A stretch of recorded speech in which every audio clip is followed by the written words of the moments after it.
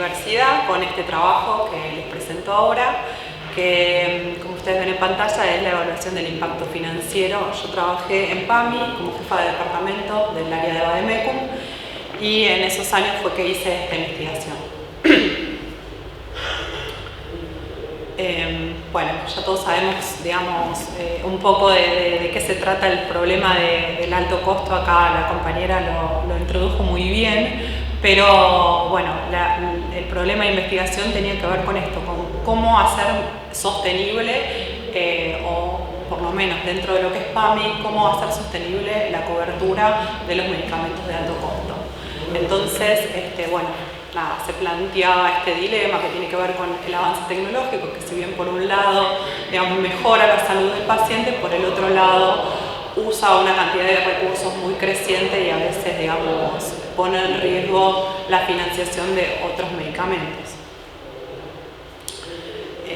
Bueno, esto, digamos, tiene que ver con la complejidad en la que tomamos decisiones, la sostenibilidad del sistema, el sistema de salud que es fragmentado y segmentado, no solamente a nivel geográfico, sino también a nivel de cobertura, las barreras de acceso, que finalmente muchas veces lo que sucede es la dilación en la entrega de los medicamentos, entonces funciona como una barrera en el acceso para los pacientes. Y lo que sucede también es que en estos medicamentos de alto costo existen las patentes que hacen que los medicamentos más nuevos tengan una exclusividad y determinen el precio de comercialización. Entonces, en general, digamos, hay precios muy elevados. Bueno, no salió muy bien la filmina, pero esto, digamos, habla de lo que son los medicamentos biológicos. El trabajo se trata específicamente de medicamentos biológicos. Entonces, cómo introducir competencia en el mercado, cómo inducir ahorro y cómo mejorar la accesibilidad del paciente. Esos son los tres tópicos o los tres objetivos que planteaba el trabajo.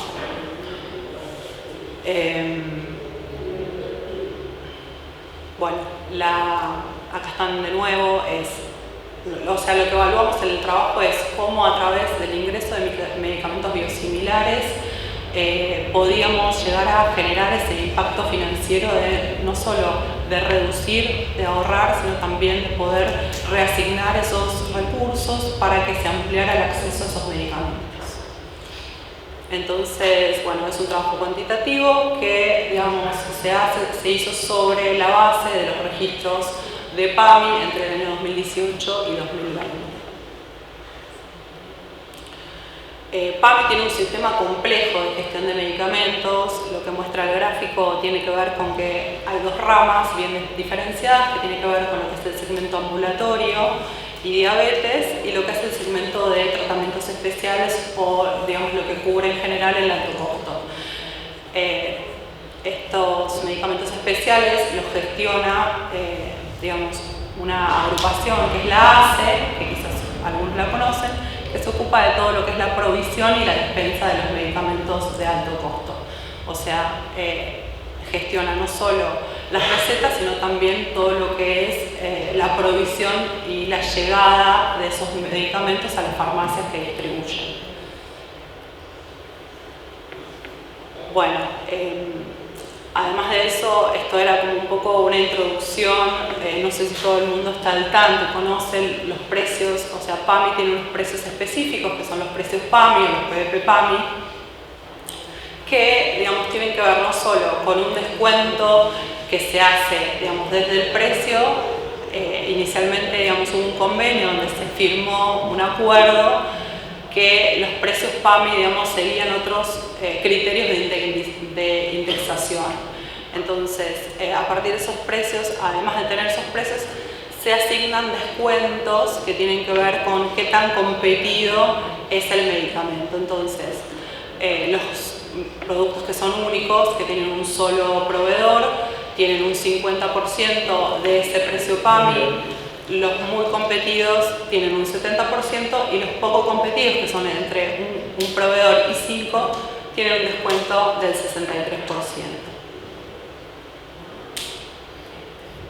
Bueno, estos son particulares de PAMI que lo voy a pasar, pero que tienen que ver con la gran carga de enfermedad que tiene, dado la población que atiende, ¿no? Entonces, es una población de 5 millones de beneficiarios que tenía un presupuesto en los años 2018-2019 de alrededor 118 miles de millones, 212 miles de millones en 2019 y 326 miles de millones en 2020. El gasto en medicamentos en 2018 representaba 150 mil millones, con lo cual es un gasto muy importante en medicamentos, y también está dividido, digamos, cómo está distribuido. Bueno, gran parte de ese gasto tiene que ver con estos medicamentos que son los de tratamientos especiales.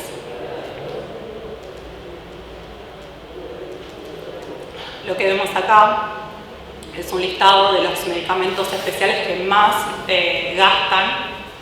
Entonces, lo que yo hice fue hacer como un ranking y obviamente, digamos, lo que se ve es que un grupo muy reducido de medicamentos se lleva una gran parte de ese presupuesto.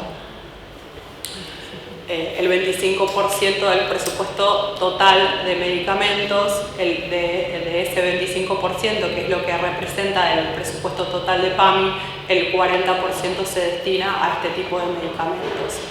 Y si ven, dentro de este listado hay 4 o 5 que se llevan una gran parte del gasto, y en verde están resaltados los que estudiamos, porque hay una gran parte que no tienen competidores, entonces, digamos, no hay mucha otra alternativa que tomar. En los que tienen algún competidor, quería evaluar, digamos, cuál era ese impacto financiero por la introducción de ese competidor.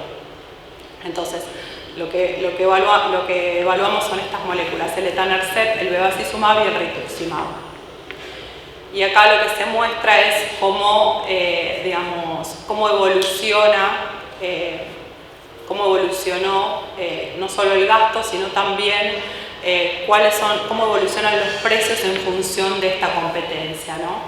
Entonces, tenemos este caso, que es el caso del rituximab, donde lo que se veía fue que tanto el competidor como el original ingresaron al convenio de PAMI al mismo momento. Entonces, ¿qué pasa? Lo que se ve es que hay un efecto que se llama murciélago, que el precio del biosimilar se pega mucho al precio del original. Entonces, no hay, digamos, una gran diferenciación entre esta molécula, que es una copia de algún modo, con el producto original. Si bien hay un ahorro que es de 2 millones en esos 2 años, no es tan significativo, porque estas dos moléculas, digamos, entraron al convenio en el mismo momento y, digamos, ninguno de los dos tenía como incentivos para tener un precio muy diferente. En el caso del bevacizumab, lo que se muestra es que hubo 2 procesos distintos. Primero estaban las compras, el PAMI tiene compras por convenio y tiene compras por licitación. Entonces, lo que se observa acá es que mientras que estuvieron comprándose por convenio, los precios fueron muy similares también, y también se da esto del efecto murciélago, que los precios se pegan. Pero cuando se generó esta licitación hubo una gran reducción en el precio de ambos. Entonces, eso hizo que realmente el impacto financiero y el ahorro fuera muy significativo. Acá se amplía en este cuadro, digamos, tomando a junio, y se ve, digamos, la gran reducción que hubo en el precio de licitación. De hecho, la mayor parte de la licitación la ganó el biosimilar, y ya ven, por ejemplo, acá, digamos, tenemos que acá se proyecta, digamos, lo que hubiera sido el precio, y, digamos, el original hubiera salido 62.000 pesos cada envase, y lo terminamos pagando 30.000, digamos, casi la mitad. En función del gasto y el número de unidades, se ve que el gasto va decreciendo. Lo que se aclara abajo es también, obviamente, que digamos, los precios PAMI se sabe que al tener un mecanismo de indexación diferente no aumentaron del mismo modo que los precios libres o los precios kairos que llamamos nosotros. Entonces, digamos, el gasto también decrece por algún factor que tiene que ver con esta diferencia en la indexación. Entonces, si bien los precios en general aumentan por el fenómeno de inflación, los precios PAMI de algún modo se mantienen más constantes porque los precios se negocian de algún modo o se ponen otras cláusulas de estos aumentos, con lo cual se mantienen un poquito más estables. Con el Etanarcep pasó una situación diferente que tiene que ver con que primero estaba solamente el producto original, y luego entra un competidor. Y acá sí se ve que hay un decrecimiento muy importante del precio, tanto del original como del biosimilar, porque al funcionar este mecanismo de competencia de bandas, de descuento, cuando entra un producto competidor, un proveedor competidor, baja mucho el precio porque ambos pasan a un descuento diferencial. O sea, teníamos el original al que se le hacía un 50% de descuento sobre el precio, y cuando entra un competidor a ambos se les aplica un descuento del 63%, que resulta muy significativo. ¿Qué pasa con la penetración? Bueno, lo que se ve, lo que se vio fue que, hubo situaciones diferenciales para cada uno. En el caso del bevacizumab hay una preponderancia del biosimilar, por esto que les contaba del proceso licitatorio. En el caso del rituximab comparten, un poco la participación del mercado, y en el caso del Etanarcep es muy baja porque al entrar mucho más tarde el biosimilar le cuesta mucho más entrar al mercado, porque también hay procesos de fidelización de marcas, etc. Entonces, la penetración termina siendo muy baja. Se vio también que hay una cantidad, se planteaba si había una preferencia de los prescriptores por prescribir, siempre está como ese fantasma de si hay una preferencia o hay otro tipo de incentivos por prescribir uno sobre el otro. Y lo que se vio en este caso es que no hubo una preferencia selectiva por alguno de los medicamentos, y que también al estar gestionados por una tercera empresa que es la ACE, medio que compensa porque va como repartiendo si las recetas vienen prescriptas por genérico. Y por último, lo que tiene que ver con el aumento del acceso efectivo, que en realidad lo que se hizo fue una estimación.